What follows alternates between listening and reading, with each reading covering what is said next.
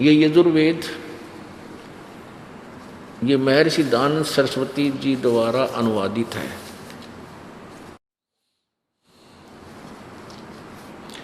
प्रकाशक है सार्वदेशी कार्य प्रतिनिधि सभा 2/5 महर्षि दानंद भवन रामलीला मैदान नई दिल्ली। यजुर्वेद आर्य भाषा भाष्य संपूर्ण 40 अध्याय महर्षि दानंद सरस्वती कृत। मुद्रक है Prince Offset Printers 1510 Pataudi house Daryaganj New Delhi. ये इनके फैक्स फोन नंबर है। अब देखो अध्याय नंबर 5 का और श्लोक नंबर 32 मंत्र नंबर 32।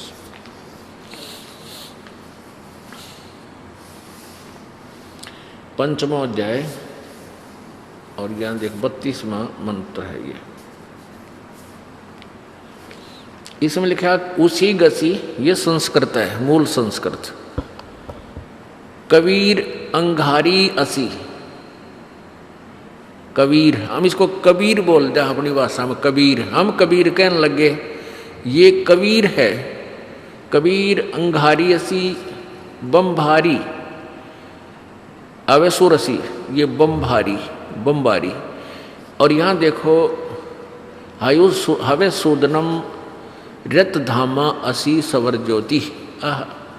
अब इन 2-3 शब्दों को हम इन्हीं के अनुवाद में देखेंगे कितने यथार्थ है। अनुवाद है महर्षि दानंद जी द्वारा किया हुआ। हे जगदीश्वर, जिस कारण आप उसी के माने कांतिमान असी माने हैं। चलो यहाँ देखो ये लिखा कबीर अंगारी असी, इन्होंने इसका अर्थ लिख दिया अंगारी तो यहाँ ले लिया और कवि के 2 अपसर्ग लगा दी तो यहाँ कांत प्रजय बना दिया। कवि माने कांत प्रजय है। अब पुण्यात्मा देखो, अब ये यजुर्वेद है। इस यजुर्वेद के बारे में यदि कहीं पर भी कोई जिक्र चल रहा है, ये देखिएगा, ये है 36वां अध्याय है यजुर्वेद का। इसमें यहां लिखा है रचम वाचम परपधे मनो यजु परपधे। अब ये यजु लिखा, यजुहु।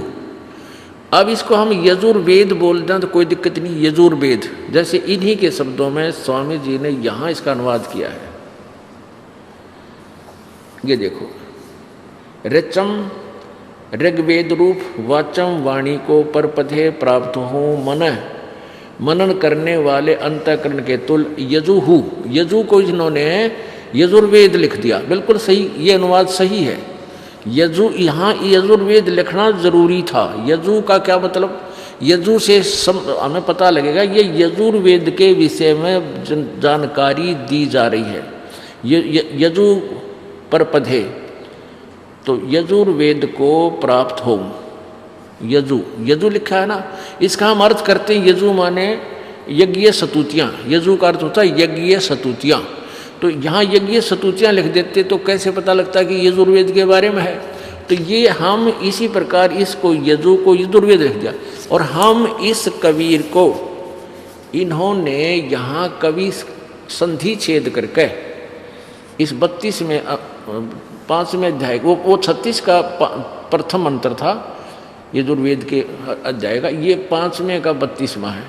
इसमें इन्होंने इस कबीर को इसको कवि अपसर्ग लगा दिए, रे हटा दिया।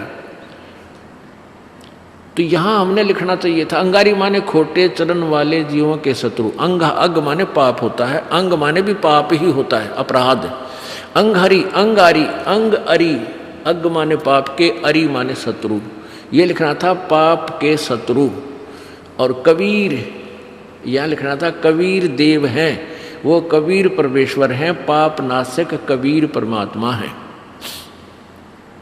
यहाँ कबीर देव लिखना था। कबीर, हम कबीर साहब कहें, कबीर हम वह को वह बोलते हैं, वेदों को वेद बोलते हैं हम।